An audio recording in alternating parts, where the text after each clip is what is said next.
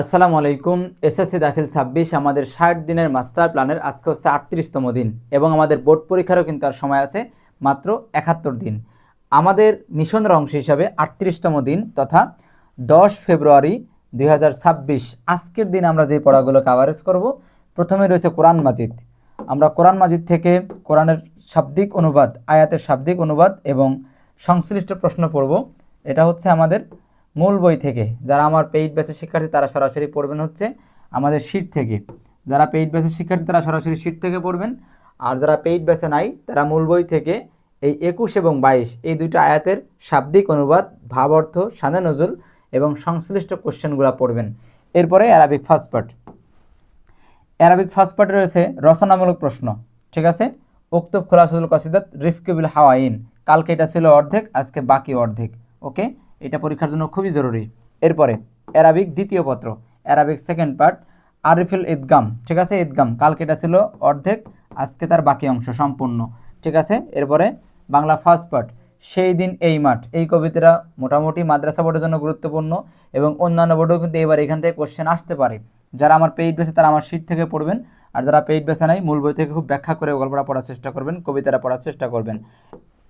এরপরে Bangla second part অনুচ্ছেদ বইমেলা, মূল বইতেও আছে বা সরাসরি আপনারা যে কোনো বই থেকে পড়তে পারেন। ইংরেজি ফার্স্ট পার্ট, ইংরেজি ফার্স্ট পার্টে এমসিকিউ এবং ডাব্লিউএস কোশ্চেন কোন গল্পের, দ্য পার্পেল জার, যেটা আমরা গতদিন আমাদের ক্লাস নিয়েছিলাম পেইড বেসে, ওই ক্লাসের পরেই কিন্তু কালকে সম্পূর্ণ পড়া দেওয়া ছিল। এই গল্পটা 3টা পার্ট পড়া দেওয়া ছিল, আজকে ওই গল্পের এমসিকিউ এবং ডাব্লিউএস কোশ্চেন। যারা আমার পেইড বেসে তারা সরাসরি আমার থেকে শিট নিয়ে পড়বেন, আর যারা পেইড বেসে নাই তারা আপনাদের মতো করে আপনারা প্র্যাকটিস করবেন। এরপরে ইংরেজি সেকেন্ড পার্ট কানেক্টর, এটা আমার আজকে শুরু হচ্ছে কানেক্টর। আমাদের পেইড বেসের আমরা ক্লাস নিব, এখনও ক্লাস হয় নাই, এটা ক্লাস হবে এবং আজকে থেকেই ক্লাসটা শুরু হবে কানেক্টরের উপরে। আমরা 2টা বা 3টা ক্লাস নিলেই কানেক্টর সম্পূর্ণ ক্লিয়ার হয়ে যাবে, ঠিক আছে। যারা পেইড বেসে নাই আপনারা যেখান থেকে শিখছেন সেখান থেকে সেই শিট বা আপনার সেই খাতা সেটা আপনারা নিয়ে প্র্যাকটিস শুরু করে দেন, ঠিক আছে। কানেক্টর যেহেতু এবার একটা আইটেম গুরুত্বপূর্ণ এবং পরীক্ষায় আইটেম যেহেতু কোশ্চেন থাকবেই, সেই জায়গা থেকে কানেক্টর আমরা শুরু করব।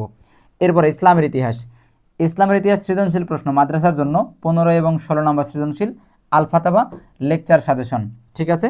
এই ছিল মাদ্রাসা সেকশন। এবার স্কুল সেকশনের আমাদের আগের মতোই মেথড রয়েছে, আমরা কিন্তু পরিবর্তন নিয়ে আসব।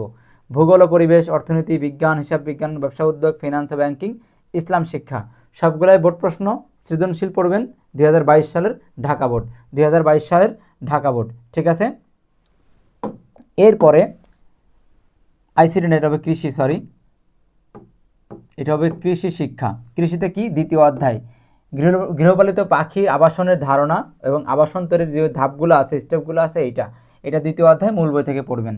এবং গণিত, গণিত অ্যান্টিবায়োটিক 15 এবং 16, যারা পেইড বেসে তারা অ্যান্টিবায়োটিক 15-16 করবেন, যারা পেইড বেসে নাই তারা 9.2 থেকে করবেন, 9.2 থেকে করবেন 24-25, ঠিক আছে। এই 2টা অঙ্ক করবেন।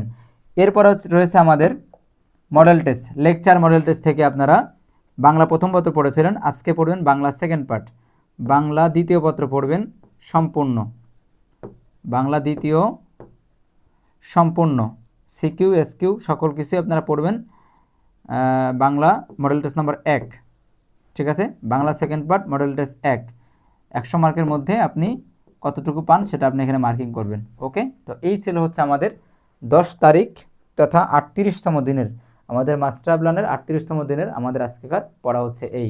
আশা করছি আপনারা ঠিকঠাক পড়ছেন, ভালো করে এফোর্ট দিয়ে পড়েন, পরিশ্রম করেন। এখনও যে সময়টা আমাদের সামনে আছে 70 দিন, এখনও যদি আপনি আমার এই মেথডটা পড়েন, আমার এই সিলেবাসের পড়াগুলো পড়েন, ডেইলি শেষ করেন, 100% শেষ করেন, আমি আশা ব্যক্ত করছি আপনাদের সবারই রেজাল্ট A+ হবে ইনশাআল্লাহ। কিন্তু আপনাকে সম্পূর্ণ পড়াটা এফোর্ট দিয়ে পড়তে হবে।